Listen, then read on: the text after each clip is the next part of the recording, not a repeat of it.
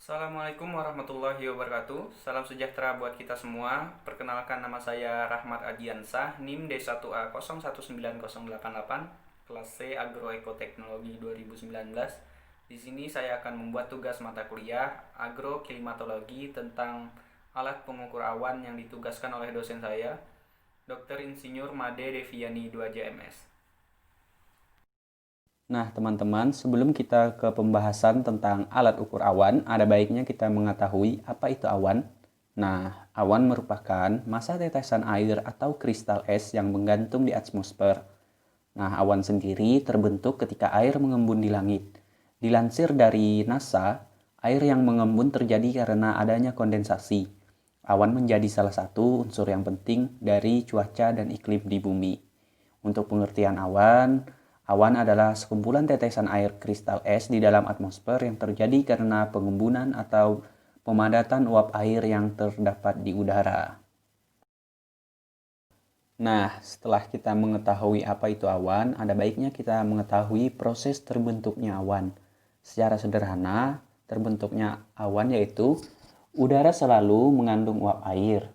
Uap air yang meluap akan menjadi titik-titik air dan terbentuklah awan. Nah, berikut beberapa cara terbentuknya awan. Yang pertama, udara yang panas akan mengandung banyak uap di udara. Udara panas tersebut akan naik tinggi hingga berada di satu lapisan dengan suhu yang lebih rendah. Uap tersebut mencair dan terbentuklah awan. Kemudian, jika awan sudah terbentuk, titik air dalam awan menjadi lebih besar dan awan akan semakin berat. Perlahan daya tarikan bumi menarik awan ke bawah hingga sampai pada satu peringkat. Titik-titik tersebut jatuh ke bawah dan jadilah hujan. Nah, jika titik-titik air bertemu dengan udara panas, maka titik air akan menguap dan awan tersebut akan hilang. Hal inilah yang membuat bentuk awan selalu berubah-ubah. Air dalam awan akan bergantian menguap dan mencair. Nah, setelah kita mengetahui apa itu awan dan proses pembentukannya, di sini kita langsung saja ke pembahasan kita, yaitu tentang alat ukur awan. Di sini saya membahas tentang alat ukur awan, yaitu ceilometer. Nah, ceilometer adalah alat ukur untuk mengukur ketinggian dari dasar permukaan awan. Nah, prinsip kerja alat ini yaitu alat ini bekerja berdasarkan prinsip dari pantulan balik atau back scattering dari gelombang suara atau cahaya yang dipancarkan akibat adanya material yang melayang di udara. Sehingga perbedaan waktu antara gelombang yang dipancarkan atau TX dan gelombang balik yang diterima atau RX akan dijadikan acuan untuk menghitung ketinggian dari material pemantulan, aerosol atau awan. Nah, untuk metode yang umum digunakan untuk mengukur tinggi dasar awan, terdapat beberapa bagian yaitu LIDAR atau Light Detection and Ranging yang dapat mengukur ketinggian awan hingga 30 km di atas permukaan tanah.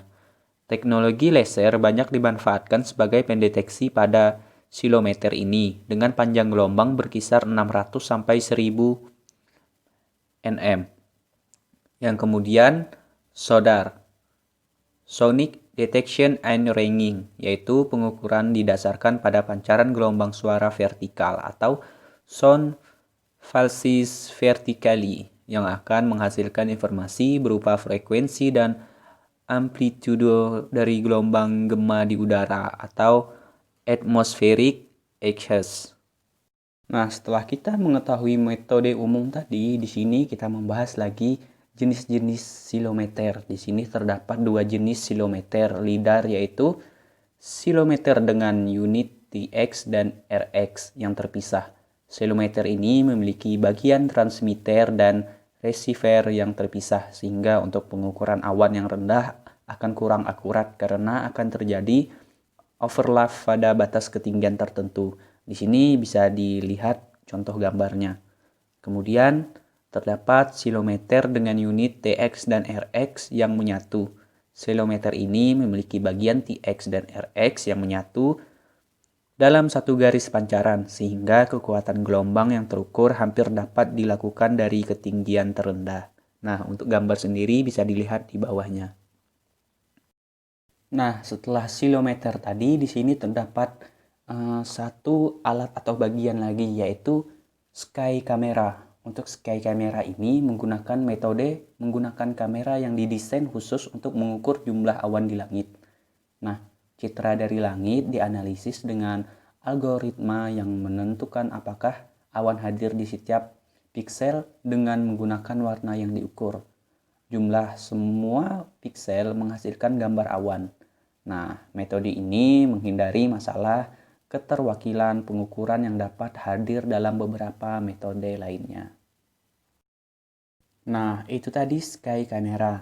Di sini terdapat beberapa contoh gambar. Di sini ada total sky imager dengan model TSI 8080. Bisa dilihat.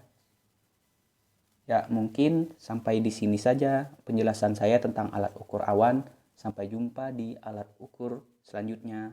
Salam sejahtera untuk kita semua. Dadah.